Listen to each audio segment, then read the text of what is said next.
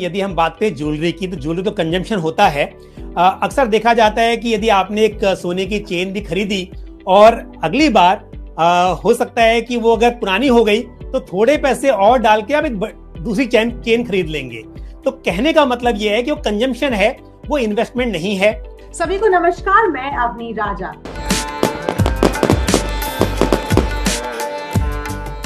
दिवाली और धनतेरस पर सोना खरीदना बहुत शुभ माना जाता है। इसी के बारे में बात करने जा रहे हैं इस शो पर और मेरे साथ जुड़ रहे हैं पंकज मटवाल। पंकज, शो पर आपका स्वागत है और दिवाली की शुभकामनाएं आपको। सबसे पहले ये पूछना चाहूंगी कि सोना खरीदने में क्या बेनिफिट्स है? अवनी, आपको भी और हमारे सभी दर्शकों को दिवाली की हार्दिक शुभकामनाएं। और अब बात है कि दिवाली पर क्या बेनिफिट्स हैं।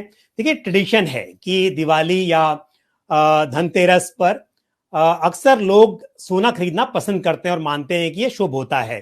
तो उस ऑब्जेक्टिव के साथ सोने में निवेश किया जाना चाहिए। लेकिन बस एक ही बात है जिस पर हम चर्चा भी करेंगे कि सोना खरीदने के अब बहुत सारे विकल्प मौजूद हैं। तो क्या और कौन सा विकल्प आपके लिए बेहतर है, उसका ध्यान जरूर रखा जाना चाहिए। जी बिल्कुल पंकज। तो उससे पहले मैं ये भी पूछना चाहूंगी कि आपके पोर्टफोलियो में गोल्ड की तरफ एलोकेशन कितना होना चाहिए? देखिए, इन्वेस्टमेंट पोर्टफोलियो में equity, debt, real estate, gold, silver, इन सभी एसेट क्लासेस की अपनी इंपॉर्टेंस है। और हमने देखा है कि सोने का इक्विटी के साथ लो कोरिलेशन होता है। इसका मतलब यह है कि यदि किसी वक्त पर इक्विटी मार्केट बहुत अच्छा परफॉर्म ना कर रहा हो तो देखा जाता है कि गोल्ड बेहतर परफॉर्म कर रहा होता है।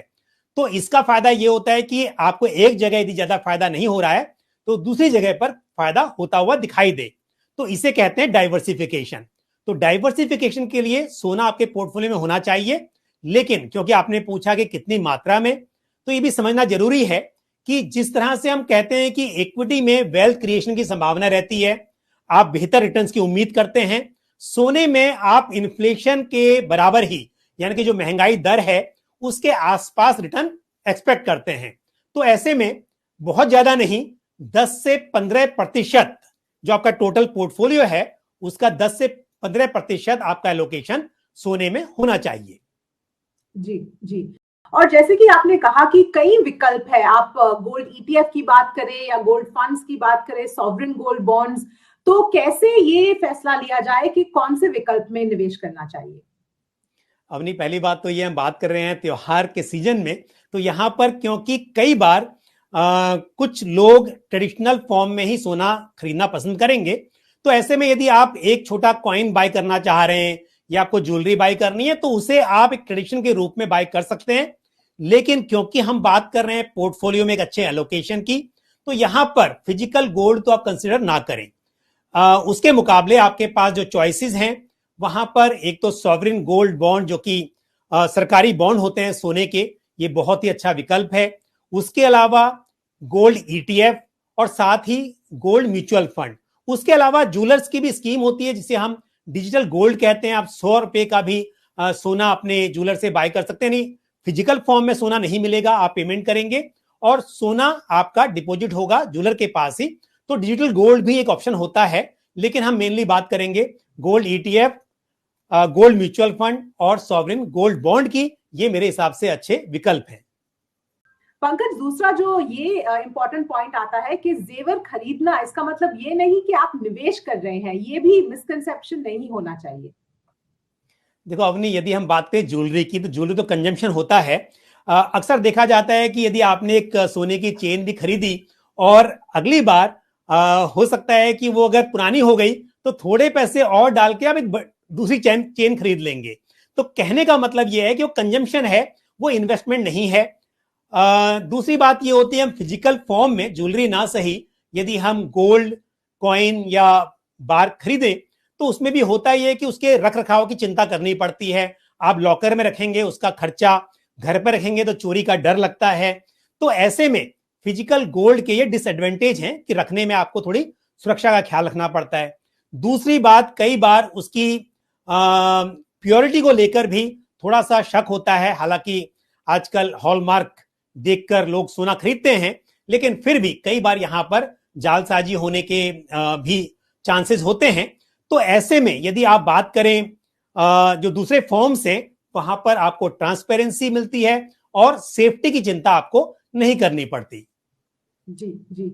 और जो आपने कहा कि ईटीएफ्स और गोल्ड बॉन्ड्स, गोल्ड फंड्स है, तो किसे ईटीएफ में निवेश करना चाहिए, किसे बॉन्ड्स चुनना चाहिए, इसके बारे में अगर बता सकें।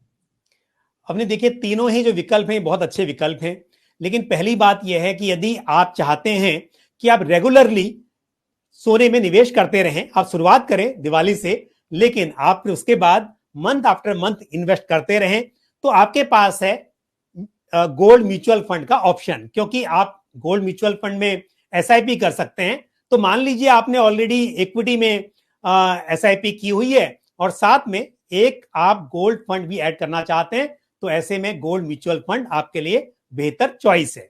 दूसरी बात यह है कि आपके पास डीमैट अकाउंट है, आप चाहते हैं कि आप थोड़े से गोल्ड ईटीएफ बाय कर लें क्योंकि एक्सचेंज ट्रेडेड फंड है, और आप कुछ यूनिट्स बाय कर लें।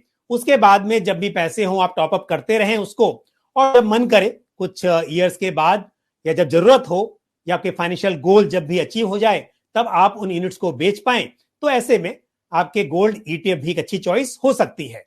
सॉवरिन गोल्ड बॉन्ड, क्योंकि ये सोने के सरकारी बॉन्ड हैं, सरकार इन्हें जारी करती है या सरकार के बिहाफ पे आरबीआई जारी करती है, तो आप इन बॉन्ड्स में निवेश कर सकते हैं। जब जब इनका इशू आता है तब आप निवेश कर सकते हैं, लेकिन इस वक्त पर अगर आपको बाय करना है तो सेकेंडरी मार्केट से आप इन बॉन्ड्स को ले सकते हैं। इनकी 8 ईयर्स की मैच्योरिटी होती है, तो यदि आप कोई पुरानी सीरीज बाय कर रहे हैं तो जब से वो इशू हुई थी तब से 8 साल के बाद वो मैच्योर हो जाएगी।